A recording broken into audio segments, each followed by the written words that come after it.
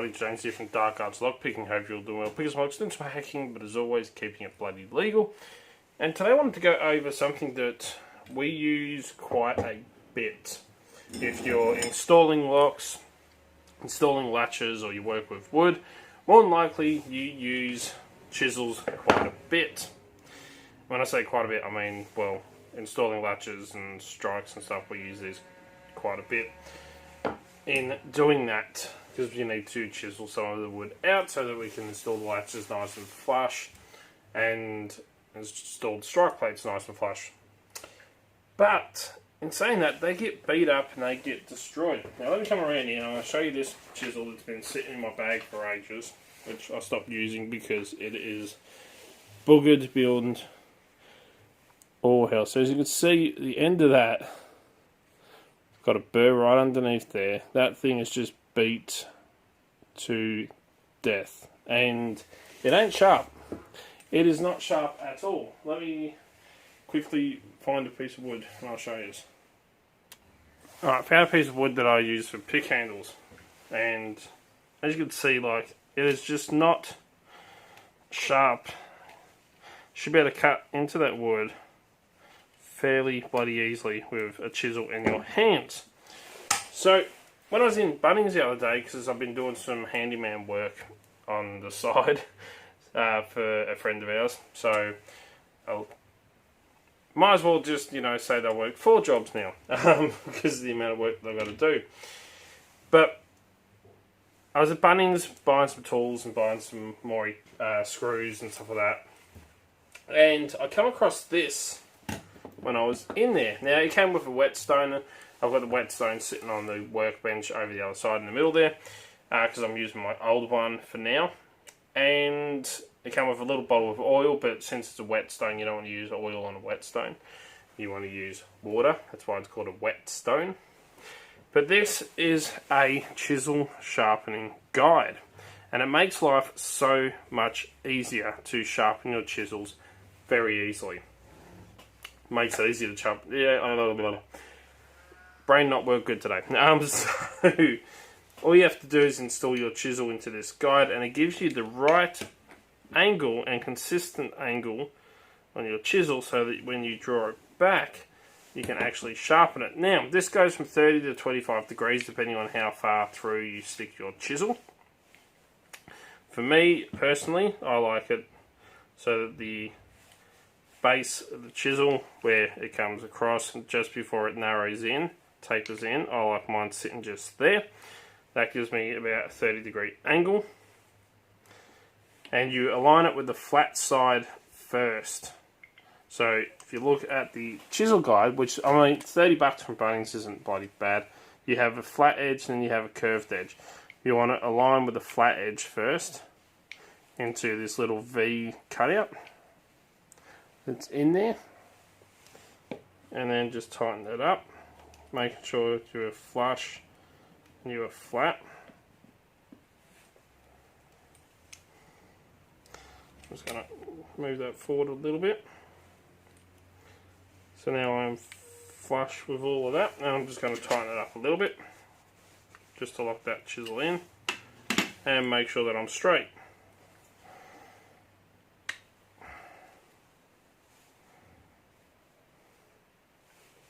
Because you don't want it lopsided. Because as soon as you are lopsided, your chisel isn't going to sharpen properly. So it only takes a minute to align everything nicely. And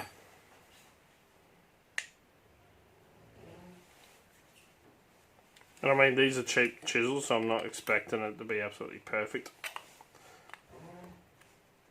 So once you've got it all lined up in your jig, like this, we are good to go. Now, I'm using my old baking tray that I use when I do my donuts. When I sprinkle stuff over them, I set them in the tray and bake them. So I've soaked my whetstone here in water a little while, just enough time till it stopped bubbling. I'm going to add a bit more water. Now, with your guide, there's a wheel underneath. So you want to sit it down with your chisel on the whetstone, and then I start with the rough side to knock all that, put brand new edge along, and then I'm going to hone it down with the finer side. So make sure my chisel is nice and flat, so I don't round off the edges, get a nice square edge. And I'm just going to gently draw it back. When I get to the end, I'm going to lift up, go back to the start again, making sure that I keep that chisel nice and flush.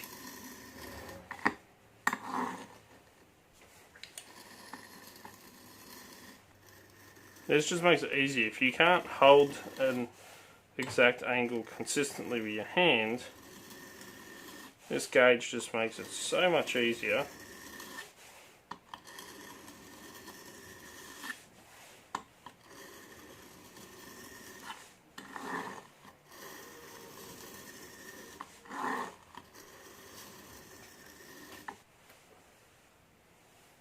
Now that we've knocked that right down, just going to take this now, I like to anyway, and just knock that rounded burr that we've got underneath off.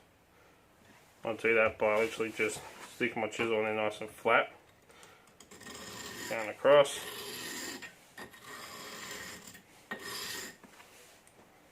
Just knock that burr off.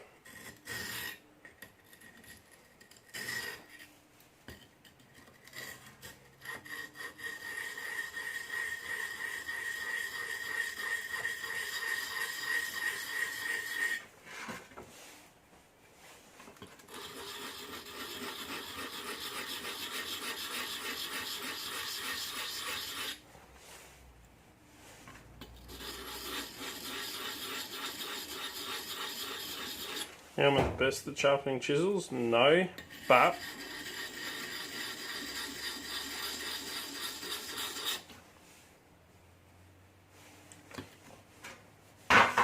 I've actually managed to get all mine sharp enough where I can actually pretty much shave with them.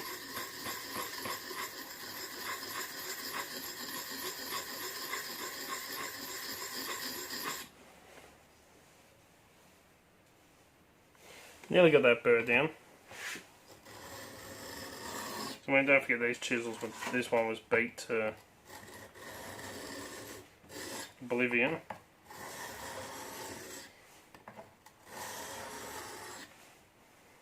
There we go. Now it's nice underneath there. There's no big lip. And I've put a new face onto that. Now we can go over to the thinner side, or the smoother side. A little bit of water, and we can go through and do the same thing we were doing before. Going back, keeping that nice even pressure.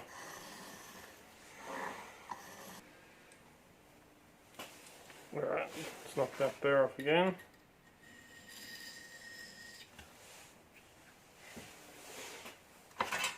Some more of that water on here. Sometimes a little bit of soap actually works well as well. Just want to knock that off. Now, one of the other little bits I do, just to go that extra little bit, because I don't have a sandstone at that thin, the smoothness, I want to grab a bit of wet and dry sandpaper. So one sec. Okay, so normally I would use like 1000 grit or 1200 grit, but unfortunately I've used all of it and I only got 600 left. But still a bit thinner, finer than this stone. So what I do is I lay it down on there with some water. I take my chisel, and again I'm just going to very gently run it backwards over the sandpaper.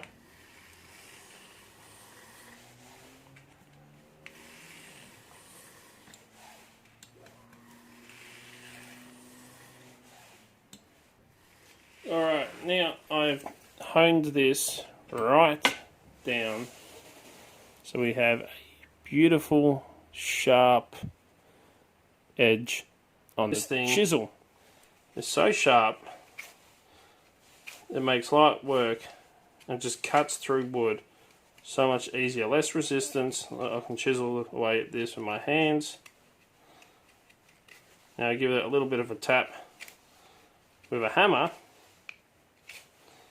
and be cutting through it even easier. So let's load this into the vise. So over here.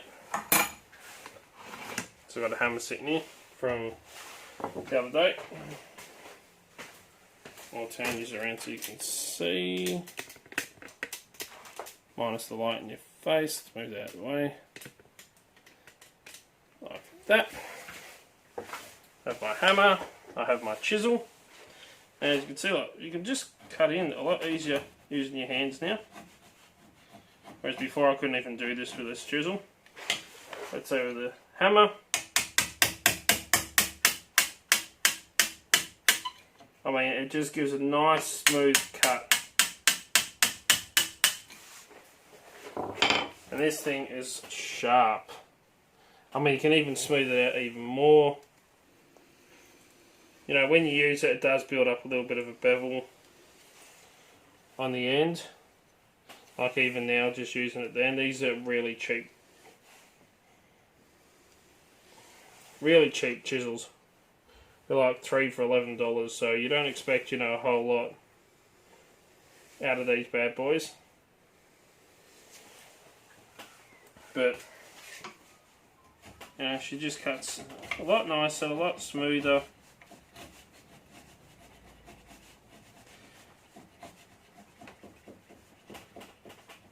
And if I keep going, I could probably, you know, honing that even more. I could probably shave with the thing. I do cut some hairs.